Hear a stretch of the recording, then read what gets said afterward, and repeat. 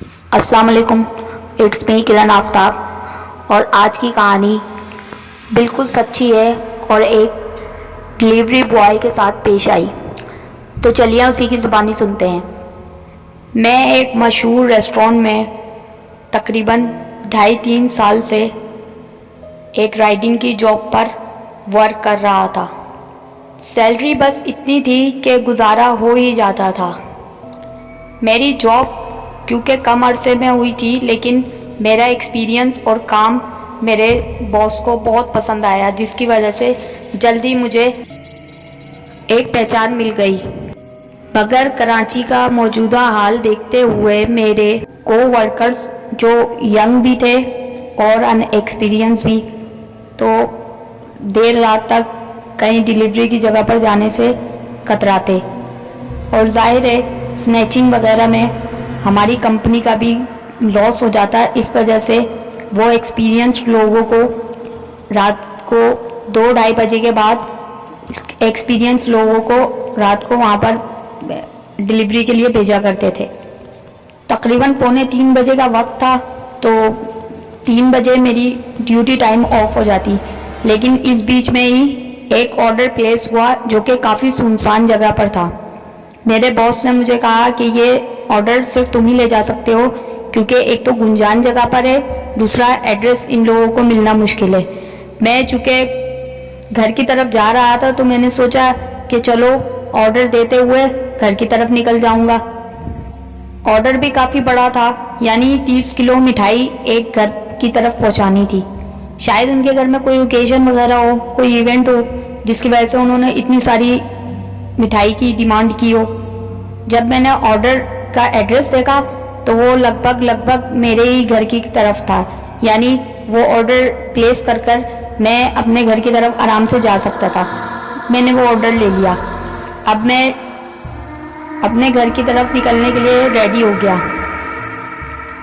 جس جگہ سے مجھے آرڈر آیا تھا وہ کافی سنسان جگہ تھی، اکا دکا گھر بنے ہوئے تھے۔ مجھے اتنا ایکسپیرینس تھا، مجھے بھی جاتے ہوئے تھوڑا خوف محسوس ہو رہا تھا اس جگہ پر، کیونکہ وہ جنگل والا ایریا تھا۔ بہرحال موجودہ پتے پر پہنچ کر میں نے وہاں سے کال کی۔ اس بندے نے مجھے ایگزیکٹ ایڈریس بتایا اور میں وہاں کی طرف نکل گیا۔ میں جب اس گھر کے سامنے پہنچا تو وہ گھر بہت چھوٹا اور تھوڑا خستہ حال میں تھا۔ میں نے سوچا کہ 30 کلو مٹھائی کا آرڈر دیا ہے، گھر کی حالت تو کافی خستہ ہے، نہ چھوٹا سا گھر ہے، لکڑی کا پرانی طرز کا دروازہ لگا ہوا تھا۔ بہرحال مجھے آرڈر پلیس کرنا تھا۔ میں کرنے کے لیے میں نے کال کی تو وہاں سے ایک بندہ نکلا جو کہ کافی ویل ڈریس تھا، باہر آیا اور مٹھائی کے پیسوں کے ساتھ اس نے 5,000 روپے مجھے الگ دیے۔ میں نے پوچھا سر یہ 5,000 روپے؟ تو اس نے کہا رکھ لو، تمہاری ٹپ ہے۔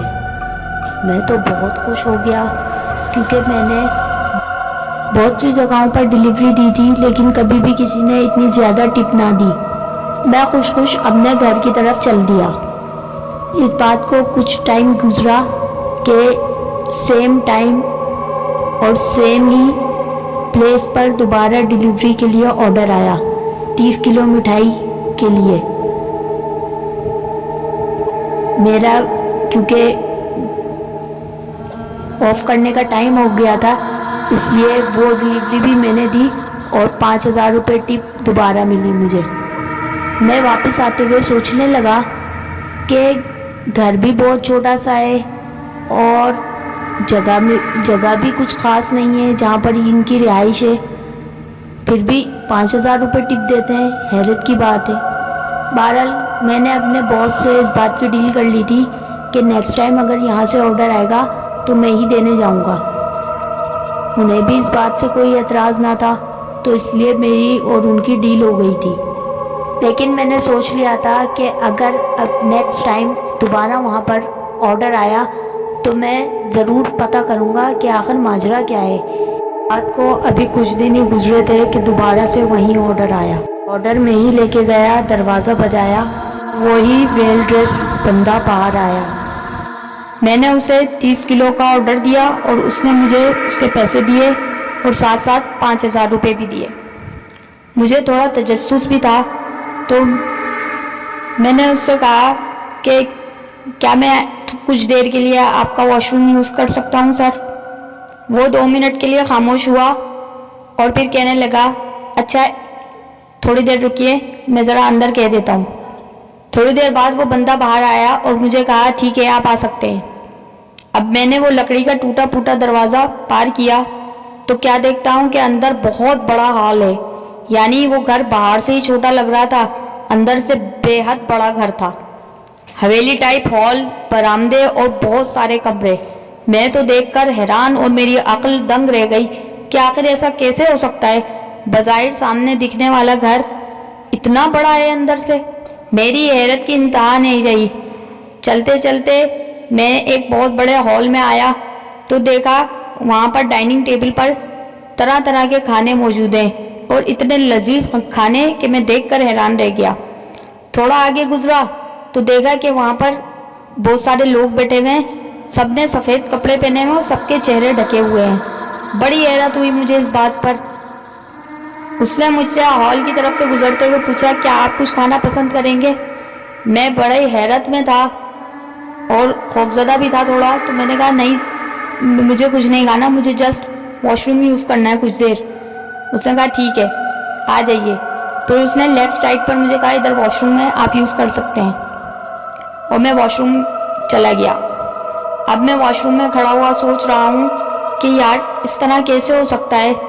اتنا چھوٹا سا دکھنے والا گھر اندر سے اس قدر بڑا ہے، بے تحاشا کمرے ہیں، اتنا بڑا ہال ہے، عجیب طرح کے لوگ ہیں جنہوں نے اپنے چہرے ڈھکے ہوئے ہیں۔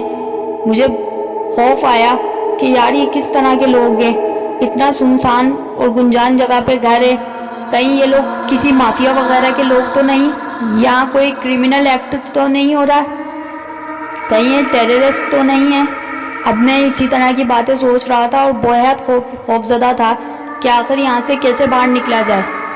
مجھے سوچتے سوچتے بہت دیر ہو گئی تھی، مجھے سمجھ ہی نہیں آ رہا تھا کہ یہاں سے کیسے باہر نکلوں۔ بہرحال میں نے اللہ کا نام لے کے گیٹ کا دروازہ کھولا۔ گیٹ کا دروازہ کھول کر جب میں باہر آیا تو کیا دیکھتا ہوں کہ وہ ایک جنگل ہے، یعنی میں ایک جنگل میں کھڑا ہوں۔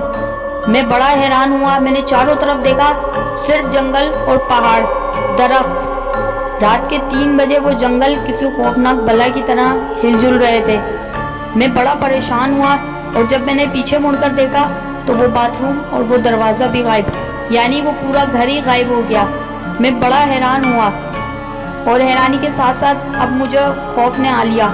میں بھاگتا بھاگتا گرتا پڑتا اپنے بائک کی طرف پہنچا، گاڑی سٹارٹ کی اور اتنی اسپیڈ میں گاڑی بھگاتا ہوا سیدھا اپنے گھر کی طرف پہنچا۔ گھر پہنچ کے میں نے بری طریقے سے گیٹ پیٹ ڈالا۔ میری والدہ نے دروازہ کھولا اور میں جلدی سے بھاگتا ہوا اپنے کمرے میں کمبل اوڑھ کر لیٹ گیا۔ میری والدہ میرے پیچھے آئیں کہ بیٹا کیا بات ہے، اتنے ڈرے ہوئے کیوں ہو؟ میں نے کہا امی مجھے بہت ٹھنڈ لگ رہی ہے، آپ مجھ پر کچھ کمبل اور ڈال دیجئے۔ بہرحال میری امی نے مجھ پہ کچھ کمبل اور ڈال دیے۔ میں ساری رات آیت الکرسی پڑھتا رہا اور پتہ نہیں کب نیند کی آغوش میں چلا گیا۔